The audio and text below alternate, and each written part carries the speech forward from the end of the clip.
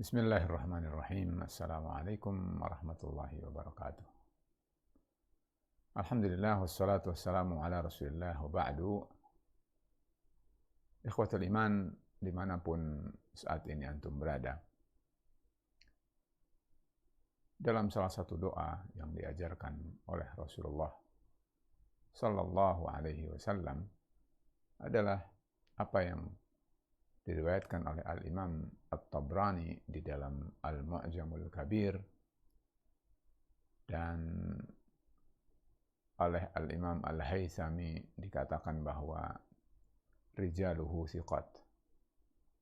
Juga hadis ini diriwayatkan oleh Al-Imam As-Suyuti di dalam Al-Jami' As-Saghir dan Syekh Nasiruddin Al-Albani mensahihkan hadis ini. Berasal dari salah seorang sahabi bernama Uqbah bin Amir radhiyallahu anhu.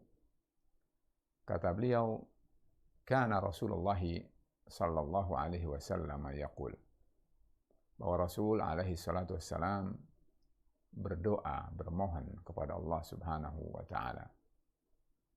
Allahumma inni a'udzubika min yaumis su' wa min lailatis su' wa min sa'ati as-su' wa min sahibis su' wa min jaris su'i fi daril maqamah. Kata Rasul alaihi salatu wassalam, "Ya Allah, aku berlindung kepadamu dari hari yang buruk, dari malam yang buruk, dari saat waktu yang buruk, dari teman yang buruk, bahkan dari tetangga yang buruk." Lalu kata beliau, fi daril muqamah, di negeri di mana aku tinggal. Ikhwatul iman rahimani Allah wa iyyakum. Rasul memang as-sadiqu al-masduq, orang yang benar, dan perkataannya, risalahnya, keberadaannya adalah dibenarkan.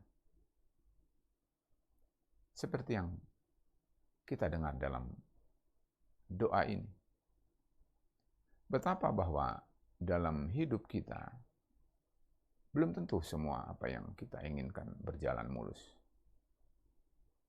Bahkan mesti saja harus terbesit dalam benak kita bahwa di samping ada kebaikan, mesti saja ada keburukan. Bahkan keduanya adalah sesuatu yang bisa jadi tidak bisa lepas, karena itu adalah memang bentuk ujian dari Allah Subhanahu wa ta'ala.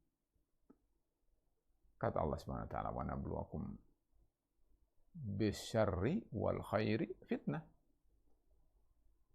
Kami Allah menguji kalian dengan kebaikan, dengan keburukan, itu sebagai fitnah, sebagai ujian. Nah, oleh karena itu kita harus pandai-pandai mensiasati bagaimana menyikapi kebaikan, bagaimana menyikapi keburukan. Tentu kita sudah tahu bahwa menyikapi kebaikan antara lain dengan bersyukur. Tetapi menyikapi keburukan ini yang terkadang kita harus selalu diingatkan. Melalui hadis ini Rasulullah SAW mengajarkan pada kita, dan begitu rahmahnya, begitu sayangnya Rasulullah kepada umat ini, agar umat ini tidak gagal, agar umat ini tidak terpeleset, agar umat ini selamat, agar umat ini sampai tujuan. Rasulullah kemudian mengajarkan pada kita bagaimana agar seseorang hidup dengan baik, bahkan dengan sukses, berhasil melintasi perjalanan hidup ini dan menemui Allah Subhanahu wa ta'ala dengan sebaik mungkin. Ada onak dan duri diceritakan oleh Rasul dalam hadis ini.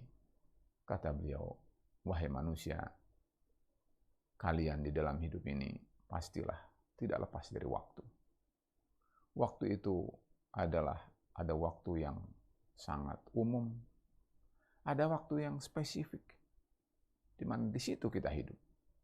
Lalu Rasul kemudian sebutkan, ada siang, ada malam, dan memang hidup kita tidak lepas dari siang dan malam. Tetapi pada umumnya, kita perlu sadari bahwa setiap saat di mana umur kita Allah berikan pada kita, umur kita, waktu kita, masa hidup kita, itu adalah harus kita berlindung pada Allah dari keburukannya. Karena itu, ikhwatul iman, Rasulullah dengan wanti-wanti, jangan sampai kita tidak sadar atau kita lalai.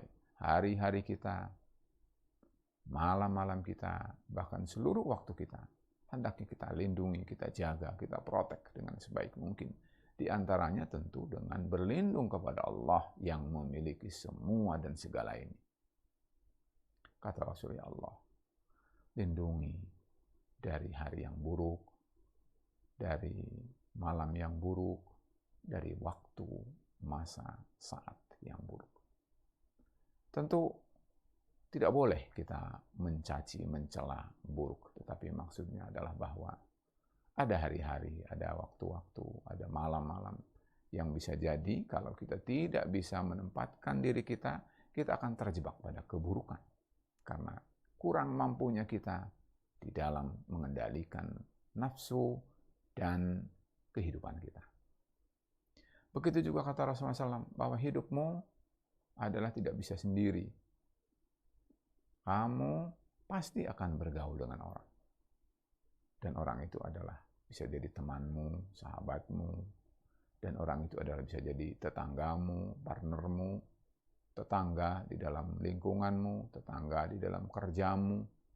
Semua itu adalah di mana kita sebagai makhluk sosial hidup di tengah-tengah mereka. Yang tentunya tidak semua orang berada dalam posisi yang baik, yang saleh, seperti yang kita inginkan. Rasulullah SAW sedemikian rupa memberikan kiat kepada kita. Wahai manusia, waktu pasti kamu hadapi. Dan orang juga pasti kamu hadapi. Bagaimana menghadapi mereka? Kalian jangan lupa, kembalilah kalian kepada Allah. Memohonlah kamu kepada Allah. Semua kalau kembali kepada Allah akan beres. Karena memang semua ini adalah yang menciptakannya Allah. Semua ini yang mengaturnya adalah Allah. Dan karena itu wajar kalau kita sebagai makhluk yang lemah kembali memohon meminta perlindungan kepada Allah Subhanahu wa taala. Kalau seandainya, dan mudah-mudahan tentu kita berharap doa kita ini dikabul, diijabah, dipenuhi oleh Allah Subhanahu wa taala, maka betapa hidup kita akan menjadi selalu berada dalam kebaikan. Selalu diberi teman, diberi tetangga, diberi partner. Orang yang ada di sekeliling kita, insya Allah dalam keadaan baik. Dan ikhwatul iman, betapa kalau seandainya waktu kita baik, kehidupan kita baik, orang yang berada di sekitar kita baik, maka ini adalah taufik dari Allah, ini adalah nikmat dari Allah Subhanahu wa taala, sehingga dia akan menjadi orang yang beruntung. Kita tahu bahwa orang yang beruntung itu adalah man tala umruhu wa hasuna amaluhu. Orang yang umurnya panjang tetapi amalannya baik. Tentu umur yang panjang, amal yang baik tidak bisa dengan berjalan sendiri. Dia harus mampu untuk memanage waktunya, termasuk waktu kapan yang baik, waktu kapan yang buruk, kapan dia yang efektif untuk bisa menjadikan hidupnya lebih bermutu di sisi Allah Subhanahu wa taala. Atau bagaimana dia bergaul agar semua orang yang ada di sekelilingnya bisa kondusif menjadikan dia istiqomah selalu, baik dalam perkara urusan dunia maupun perkara urusan akhirat. Jika dua perkara ini yang kemudian diurai menjadi 5 perkara oleh Rasulullah SAW dalam hadis ini terkendali dan selalu berkeadaan baik, maka insya Allah kita akan menjadi orang yang terjaga, terlindungi, dan akhirnya adalah beruntung. Mudah-mudahan setiap kita bisa mengamalkan sunnah Rasul ini, dan selalulah berdoa dengan doa ini, karena doa ini adalah sahih seperti yang tadi kita dengar bersama, dan tentunya adalah tuntunan Rasulullah SAW. Dan kalau kita terlindung, Allah kabulkan doa kita ini, maka insya Allah kita akan menjadi orang yang berbahagia. Mudah-mudahan Allah kabulkan doa-doa kita. Wassalamualaikum warahmatullahi wabarakatuh.